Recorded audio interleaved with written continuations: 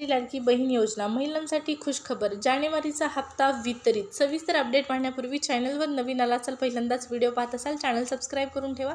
लाडकी बहीण योजनेच्या सर्व अपडेट तुम्हाला चॅनलवर आपल्या पाहण्यास मिळतील। चला, वाट कशाची पाहताय, सबस्क्राईब करा। तर मुख्यमंत्री माझी लाडकी बहीण योजनेचा जानेवारीचा 7वा हप्ता रखडला होता खूप दिवसापासून, आणि हा फायनली हप्ता जमा होत आहे महिलांच्या अकाउंटला।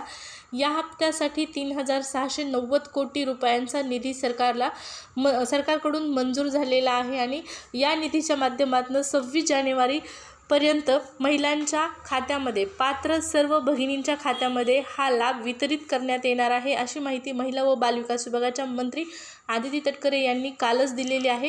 हा हप्ता जमा होण्यासाठी उद्यापासून प्रोसेस सुरू होऊ शकते, कारण 26 जानेवारी अगोदर सर्व महिलांना हप्ता जमा होणार आहे।